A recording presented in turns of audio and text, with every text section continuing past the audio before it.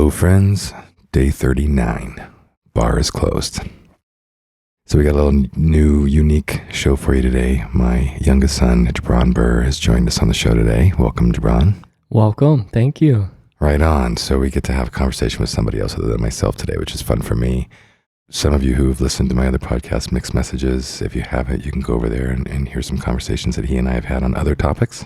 So this is the first time he's been on this podcast, and we're going to talk a little bit about, what we always talk about, but in this case, booze, alcohol, behavior, life, maturity, responsibilities, choices, that kind of stuff, right? So I'll kind of kick it off to you initially. You don't drink much. No, I don't drink at all if we're talking about alcohol. Yeah, alcohol. Yeah. So how long has that been going on for you? I think I never really got very into alcohol. I never really got to a place where it would be like alcohol versus not alcohol. But I do think probably since shortly becoming an adult was really when I was like, yeah, this isn't really going to be something I'm really going to do. I just, and part of that was actually this idea that it was, in my mind, the one thing that brings some temporary joy, but ends up having not joy after. Like you can do so many other things, not that you should, but right. There's so many other things if you needed relief that don't give you hangovers. That don't have the same consequence. Yeah, exactly. This is like a high consequence zone. Yeah. That's a good point. Yeah. High school, you dabbled with it a little bit, just like everybody does. Kind of got, a little boozy here and there at friends' houses or even in my house or anything like that. I mean, you can be honest. I'm being honest, right? So I really don't think I did to much, be honest. Right? No. I never really caught you. I mean, I know that there were some times when I left and I came back and like some of my liquor that Gabe. Yeah, exactly. Right. Like it was water. He pulled the water thing, right? That's my brother. It was his brother, but it was like, the funny thing was it wasn't gin and water. It was like rum and water. So it should have been like totally brown booze, but it was completely a bottle full of water. And I'm like, wow, this happened underneath my nose. But I did that as a kid. So it's all good. Yeah. And, growing up, we've done you being at your mom's house in Park City, me being in New York, and then us being together, and all being in Tampa, and going to Costa Rica, and then you still living with your mom more. And then, you've been a dual custody, dual state upbringing. What memories do you have of me drinking? Maybe starting far back, if you have, and what you have, and then maybe, obviously, I've drank more recently or more openly during the last couple of years during pandemic at home, right? Do you have any? What's interesting about that is when I think about it, I can think back on certain times in your life where there might have been certain behaviors and just certain ways that I could remember you acting but I have such a adult future perspective now, so I don't blame you for a lot of it. When I look back on it, I don't remember really ever seeing you drink. I know that being New York lifestyle, certain aspects. I remember bar culture and I remember going out and drinking, but I really don't think you ever were very obvious about it, which is probably a blessing, even when there was certain angers that you were having or certain things that you were going through that you were stressed out that maybe I experienced because of a leniency of discipline when you do drink. I'm very fortunate that I never really had the experience of having a dad that was just super obviously drinking in my environment. Yeah, and I grew up with that, obviously, right? And others do, right? It's a thing. Tank tops and yellow the wife beater stained tank tops, mustard stained wife beater drinking dad. Yeah, you didn't have that. But you said though, there's probably like, now that you've seen me a little on the boozy side, you could probably like kind of go back and go, oh, that's kind of what dad was like, maybe that one time or something, like the behavior looked similar, so you could piece it together. Is that what you meant? Or I meant certain behaviors that maybe I would have just taken as you being aggressive. I can now recognize different influences, like whether that be things that you were going through, because back at the time, there was times where you were hard on me. Right, yeah, of course. And I was very sensitive in general, so I mean, frankly, I'm still blessed, and so I'm still blessed compared to a lot of kids. Yeah.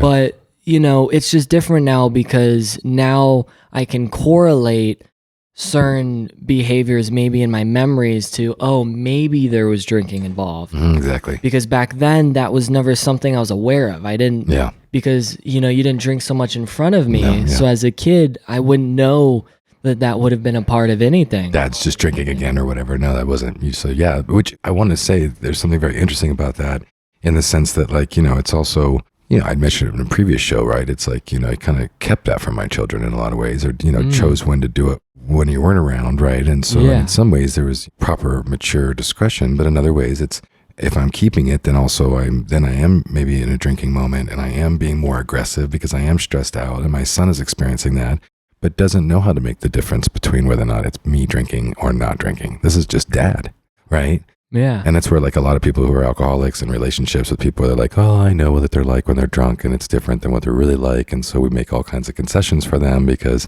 that's just them drinking, right? Where what happens when you don't know and the person's acting that way, but they're drinking, but you don't know. So that's one thing, right? Is kind of like is the knowledge better or not? Now kind of switching gears on that a little bit, we've talked about this and we've been able to use the language a little bit since then, is potion and poison.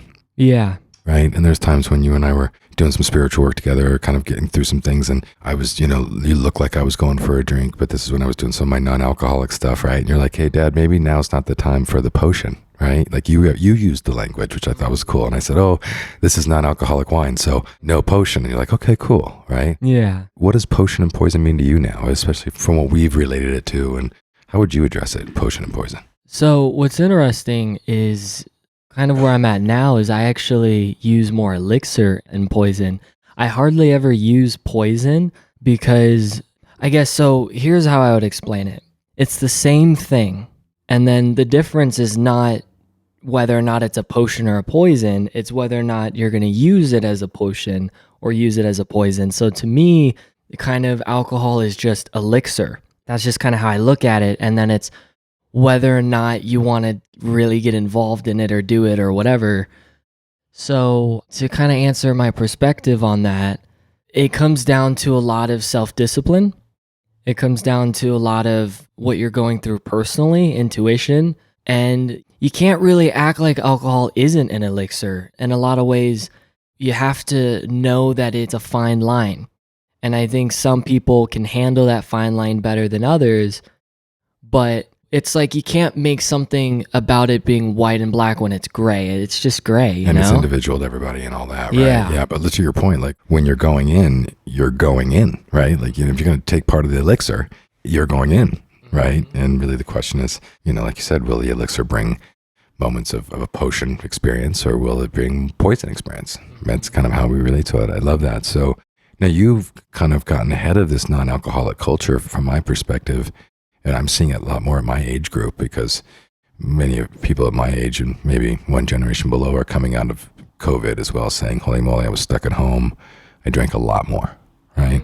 So, you guys are growing up in this pandemic in a way, but you've gotten into the kava bar thing down in Florida, right? And a little bit. And just in kind of relating to it and seeing what they're doing and kind of alternate elixirs that aren't alcohol. Can you speak to that a little bit? Yeah, so I don't want to come across too much as if I'm overly supportive of anything. I think kind of a lot of it has to do with, as we've talked about, personal balance and what works with someone and what doesn't work with someone and things like that. Kava to me was, so pretty much I wasn't drinking, I wasn't doing any of that. I wasn't doing marijuana or really any drugs. One of these days, I think I was hanging out with my friend, and my friend brought me to this kava bar. We just kind of hung out, and I found that with kava, for me personally, if I'm willing to relax and I'm willing to hang out and be in the moment, and I have a little bit of kava involved, it doesn't force anything. Like marijuana will force your cognitive ability to be impaired. It'll force the reaction. Kava to me didn't force it. Rather, it just kind of helped me communicate more openly, be a bit more relaxed, be a bit more social. So to me, it became a thing where like whenever my friends would come up from out of town, we would go to the kava bar, drink a little bit of kava, and we were able to, by the end of the night, get to moments of comfort and just leniency and just relaxation with each other that allowed us to enjoy a moment more than really anything that we could have done if maybe we weren't as extra relaxed. Yeah, or like you were, 3 drinks in and now the whole mood changed because you're all boozed up, right? Like this is a subtle, the kava is a root, like, as I understand it, and it's made into these drinks. These are non-alcoholic drinks. But like you're to point, like you get to go out, be in lifestyle, be around music, be around people, be around ambiance, be around aesthetic, be social, be intaking some kind of elixir, but not getting boozed or drunk, maybe even getting more mellow and aware. Does that sound right? Yeah, and actually, just to add as well, that's a good point that you brought that up, because the kava bar that I went to was kind of this downtown environment kava bar, and the entire focus is different than a bar, actually. It's a kava bar, but in actuality, you go in there and there's couches and board games and Jenga, and the whole point of it is genuinely to just be in good energy and be in good vibe and be relaxed. And I think that not only does it react differently to, like, let's say a wine or the way that alcohol reacts, but it really was a different culture. Like a lot of the artists would hang out there. I love that. Well, we got to keep it short today. I hope you'll come back. Okay. Any advice to me on booze? I mean, you've seen me in and out and all the way around, or just in general. Any booze advice? Well, it's kind of hard to give the man himself advice. I mean, you got the Bars Closed podcast. And that's fun.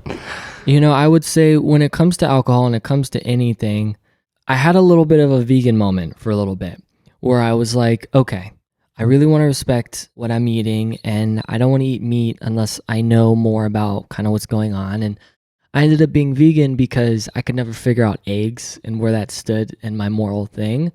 And at first, I thought that I was missing out on a bunch of things, like, oh, you're missing out on the cookies or this or that or the dairy and the eggs. But what happens and what surprised me was I felt so much better every single time I could have something that was vegan that I thought I would never be able to eat again than I was ever eating anything that I was taught to enjoy to begin with. And as I changed my diet, I didn't even really like the same things that I used to like as much before. So my advice is just, if there's something that you know isn't right for you, stick with it, because life isn't as much about whether or not you get to enjoy some or don't get to enjoy something as much as you think. Because sometimes if you really stick with not doing something, you can definitely find something else that maybe works in a way that you would have enjoyed. Like, for me, it was vegan quesadillas. I never thought I'd be able to eat a quesadilla again, but it was healthier, it was more delicious, it was organic, it was good. And so that's just my advice, is like, don't give up just because you think you're going to miss out. It's actually better if you don't give up and then you don't miss out. It's like double the best. Double the best. Yeah. I love it. Awesome, son. Thanks for joining us today. Absolutely. Thank you. All right. Ciao.